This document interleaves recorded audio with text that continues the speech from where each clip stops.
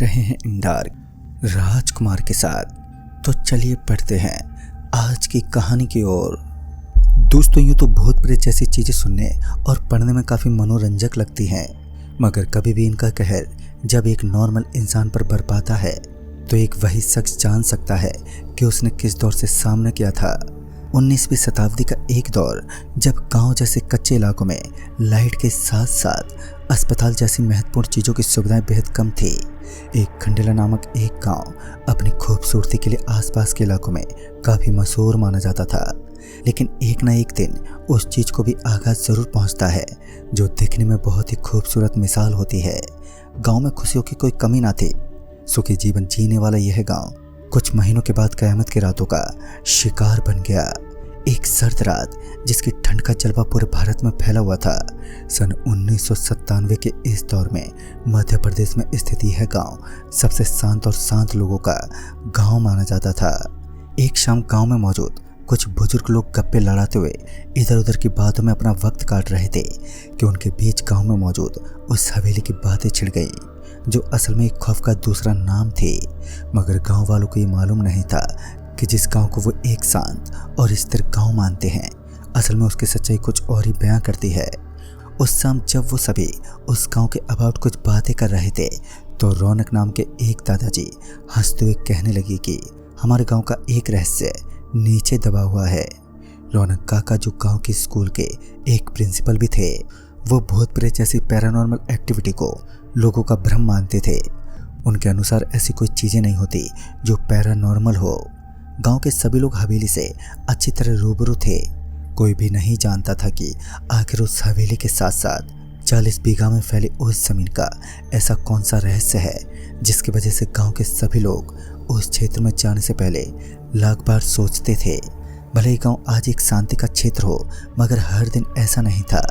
रौनक काका सुबह होते ही नहाना धोना करने के बाद एक बार फिर उस हवेली को घूरते घूरते अपने स्कूल की ओर बढ़ रहे थे कि उस हवेली के बाहर उन्हें कोई घूमता हुआ दिखाई पड़ा। रौनक काका इस बात को समझ पाते कि उससे पहले ही वो आदमी पता नहीं उनकी आंखों से कहीं पर ओझल हो गया, और रौनक काका बार बार उस हवेली को ही देखते रहे।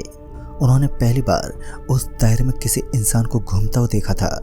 एक ऐसा वीरान इलाका जो किसी जानवर का मोहताज नहीं था। सभी के अनुसार वो खौफ की दुनिया का इलाका था, लेकिन वहीं रौनक काका इन सब बातों को झूठा मानते थे। उस समय रौनक काका स्कूल में पहुंच गए और उस स्कूल में जाने के बाद उनके दिमाग में वह सब बातें घूम रही थी कि उस पुरानी और खंडर से पड़ी हवेली के आजू बाजू में ऐसा कौन होगा जो बार बार भटक रहा था। रौनक काका ने इस बात का खुलासा ना करना ही ठीक समझा, क्योंकि अब उन्हें इस अज्ञात जमीन के नीचे दफनाए गए राज को निकालना था। मगर अकेले इंसान के लिए ये सब कहाँ आसान होता है। अपने प्लान के मुताबिक रौनक काका अपने साथ किसी और को भी लेने वाले थे जो इस मिशन के दौरान उनकी सहायता कर सके। मगर एक दुविधा ये भी थी कि उस गांव में किसी भी इंसान के पास इतनी हिम्मत नहीं थी कि वो रौनक काका के साथ उस हवेली में दाखिल होने की हिम्मत जुटा सके। खैर, उस दिन स्कूल की छुट्टी होने के बाद रौनक काका कदमों के सहारे उस हवेली को एक बार फिर घूरते हुए आगे निकलने लगे। मगर अब की बार वो उनकी उम्मीदों के मुताबिक बिल्कुल भी नहीं हुआ, क्योंकि इस बारी वो हवेली एकदम खामोशी में डूबी हुई थी। दरअसल रौनक काका को ऐसा लगा कि आते वक्त भी उन्हें कोई ना कोई उस हवेली के आसपास मंडराता हुआ ज़रूर नज़र आएगा ही, लेकिन इस बार उसका बिल्कुल उल्टा हुआ। उस समय शाम के तकरीबन 4 बज रहे थे और तभी रौनक काका के पीछे से भागता हुआ एक स्टूडेंट उस हवेली की ओर पत्थर फेंकने लगा और गाली गलौज भी करने लगा। रौनक काका को जोर का गुस्सा आया और उन्होंने उस बच्चे के गाल पर जोर का एक तमाचा जड़ दिया। वह बच्चा शर्मिंदा होकर वहां से तुरंत ही निकल गया, लेकिन दूसरी तरफ वो खामोश हवेली अंदर अंदर एक ऐसी बात को बयां कर रही थी जो दहशत से भरपूर कुछ कहावतों को बयां कर रही थी। मगर रौनक काका को इस चीज़ से कोई फर्क नहीं पड़ा। वह चुपचाप उस हवेली की ओर से निकल गए, लेकिन आज उन्होंने अपने मन के अंदर ठान लिया था कि वो इस हवेली के राज को जानकर रहेंगे। घर पर पहुंचने से पहले उनकी मुलाकात अपने करीबी दोस्त राजेश से हुई। राजेश उनका बहुत ही करीबी दोस्त था और उन्होंने राजेश को उस हवेली के बारे में विस्तार से बताया। तब उनका दोस्त राजेश भी इन चीज़ों का बहिष्कार करता हुआ बोल पड़ा। कि हमें उस हवेली का यह राज जरूर जानना ही चाहिए कि आखिर उस हवेली के अंदर ऐसा कौन सा रहस्य दफनाया गया है जिसकी वजह से ये हवेली श्रापित करार दी गई है। खैर उस रात रौनक काका अपने घर लौट गए और खाना खाने के बाद इधर उधर टहलते हुए उसी हवेली के बारे में सोचने लगे। उन्हें उस आदमी के बारे में जानना था जो उस हवेली के आसपास मंडरा रहा था, लेकिन उस आदमी के बारे में जानने के लिए उन्हें उस हवेली के पास जाना बेहद ज़रूरी था। रात के तकरीबन 11:30 बज रहे थे और वैसे भी सर्दियों के मौसम में 11 बजे का मतलब होता है कि गांव के चारों तरफ से एक जोरदार गहरे सन्नाटे में डूब जाता है और वहीं एक शख्स जो गांव के अंदर भटकता हुआ उस सर्दी के मौसम में भी एक राज को जानने के लिए उस हवेली की तरफ निकल पड़ा। ठंड का वो कहर जारी था और दूसरी तरफ रौनक काका अपने तेज तेज कदमों के साथ उस हवेली के करीब पहुंच गए। जब वो उस हवेली के पास पहुंचे तो उन्होंने पाया कि हवेली के सामने एक बड़ा सा ताला लगा था। रौनक काका जल्दी से उस ताले के पास पहुंचे और जैसे उन्होंने उस ताले को हाथ लगाया तो पता नहीं कैसे लेकिन अचानक जोरदार हवाओं का आगमन होने लगा। उन ठंडी ठंडी हवाओं के बीच रौनक काका को ऐसा लग रहा था मानो उनके पीछे कोई खड़ा है और भारी सांस ले रहा है। लिहाजा रौनक काका धीमे धीमे अपने पीछे की ओर मुड़ने लगे, लेकिन इससे पहले कि वो अपने पीछे पलट पाते कि उन्हें बस हवेली की दीवार के पास एक बूढ़ा सा इंसान खड़ा हुआ दिखा और उसके चलने की रफ्तार बहुत ही धीमी थी।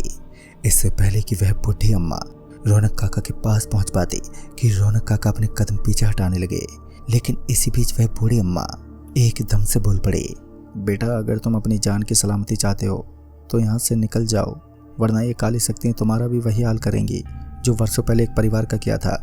रौनक काका के दिमाग में अभी भी यही बात चल रही थी कि वर्षों पहले ऐसा क्या हुआ था जिसकी बात यह बूढ़ी अम्मा कर रही है, और यह बूढ़ी अम्मा आखिर है कौन और इतनी रात होने के बावजूद वो यहाँ पर क्या कर रही है। यही सब सोचते हुए रौनक काका का पैर एकदम से किसी चीज़ पर गिर पड़ा, जिस कारण वह धड़ाम से नीचे गिर पड़े और साथ ही उनका ध्यान भी भटक गया। और जब रौनक काका वापस उठते अपने चारों तरफ का दृश्य देखने लगे तो अब वहाँ पर कोई भी नहीं था, और ये देखकर तो मानो उनके पैरों तले जमीन खिसक गई, क्योंकि कुछ देर पहले ही तो यहाँ पर एक बूढ़ी औरत खड़ी हुई नजर आ रही थी और इतनी सी देर में उसका यहाँ से गायब हो जाना कोई नॉर्मल बात नहीं थी। भूत प्रेत में विश्वास न करने वाले रौनक काका का पूरा शरीर उस जोरदार ठंड के बावजूद पसीने में भीग चुका था। वह हड़बड़ाहट के मारे वहां से उठते हुए घर की तरफ चल पड़े और अपने तेज तेज कदमों के साथ वहां से भाग निकले और अपने घर के पास पहुंच गए। घर पर पहुंचने के बाद जब घर वालों ने उनकी इस दशा को देखा तो उनसे काफ़ी सवाल पूछने लगे, और तब जाकर रौनक काका ने अपने साथ हुए इस छोटे से हादसे का वर्णन किया तो वो सभी घर वाले रौनक काका के ऊपर भड़क पड़े। लेकिन दूसरी तरफ रौनक काका को अब भी यही लग रहा था कि हो ना हो ज़रूर वहाँ पर किन्हीं चोरों की गैंग वास करती है और वही लोग इन सभी के पीछे का जिम्मेदार है।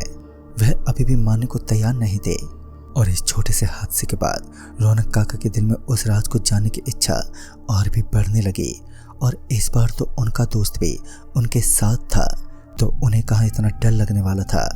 रात बीत जाने के बाद एक बार फिर रौनक काका स्कूल की तरफ रवाना हुए, लेकिन इस बार उनके साथ उनका दोस्त भी था जो आज अपने बेटे के एडमिशन के लिए रौनक काका के साथ उनके स्कूल की तरफ रवाना हुए।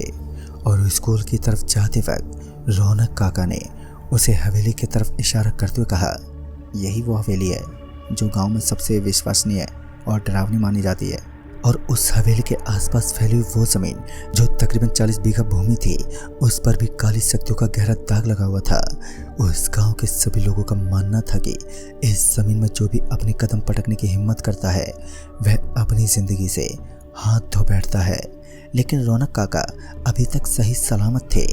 जहां गांव के अनपढ़ लोगों की मान्यता थी कि उस जगह में जाने वाला इंसान कभी भी उस 40 बीघा में पहले के दायरे में वापस नहीं लौटता, क्योंकि वहीं पर उस इंसान को मौत के घाट उतार दिया जाता है।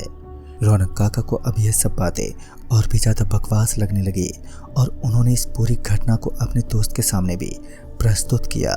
दूसरी तरफ आज गांव के अंदर एक बात काफ़ी तेज़ी से फैल रही थी, और वो ये थी कि आज अमावस्या की ऐसी रात होने वाली है जो गांव की दिशा में 58 साल बाद काली और डरावनी रात होगी। इन सभी बातों से अनजान रौनक काका और उनका दोस्त राजेश भी आज उसी हवेली की सैर करने वाले थे जिसके बारे में उसने सिर्फ चर्चाएं सुनी थी। वैसे तो राजेश शहर का निवासी था, लेकिन अब छुट्टी लेकर करीब 1 साल के लिए गांव में ही रुकने वाला था। दोस्तों कहते हैं कि एक बार कोई घटना घटने के पश्चात एक इंसान को जल्दी चैत जाना चाहिए। आज स्कूल में भी इसी बात की चर्चा हो रही थी कि आज एक काली अमावस्या की रात है और इस रात को आने में करीब 58 साल का वक्त लगा है। आज की रात एक ऐसी रात है जो किसी भी नॉर्मल इंसान को मौत के घाट उतारने में सक्षम है। इन सभी बातों को नज़रअंदाज करते हुए रौनक काका और उनका दोस्त राजेश एक प्लान बनाने में जुटे हुए थे। धीरे धीरे शाम का वक्त होने लगा और आज सूर्य भी बड़ी तेज गति से आसमान में मौजूद काले बादलों के अंदर छुप गया।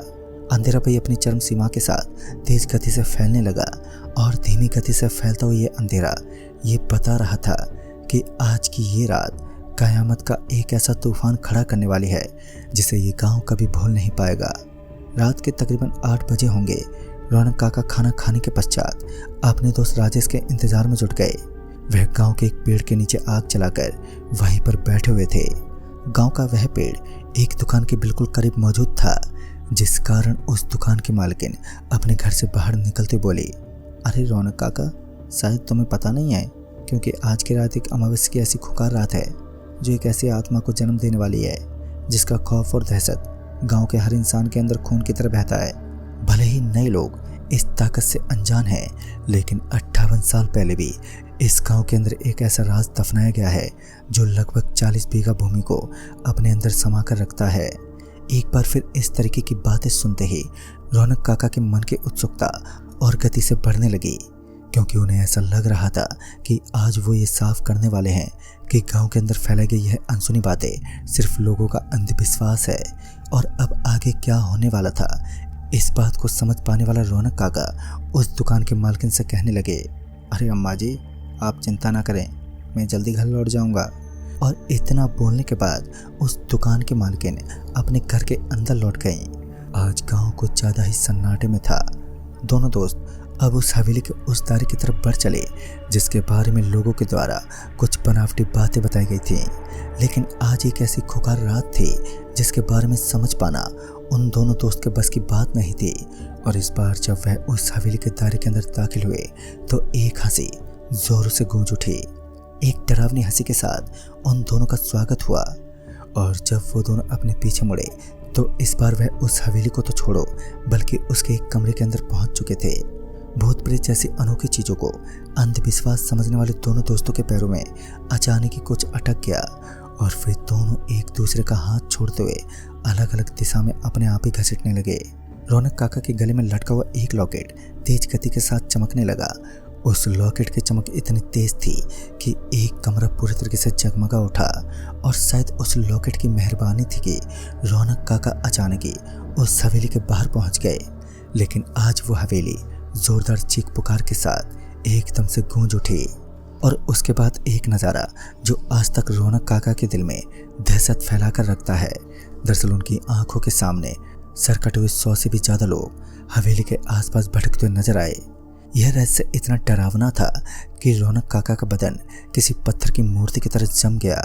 रौनक काका की आंखें उस वक्त नम हो गईं जब उन्होंने अपने दोस्त की डेड बॉडी को उस हवेली के सामने पड़ा देखा।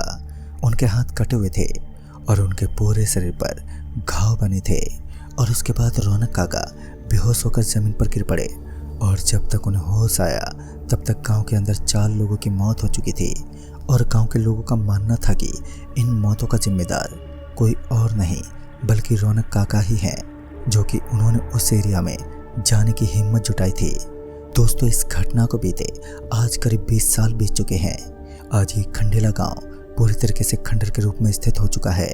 कहते हैं कि आज भी इस गांव में कोई भी नहीं रहता और इस गांव को उस हवेली के लिए काफ़ी मशहूर माना जाता है, जो खौफनाक दुनिया के एक रहस्य को अपने अंदर समाये बैठी है। तो दोस्तों, इस कहानी में बस इतना ही। तब तक के लिए बाय एंड टेक केयर।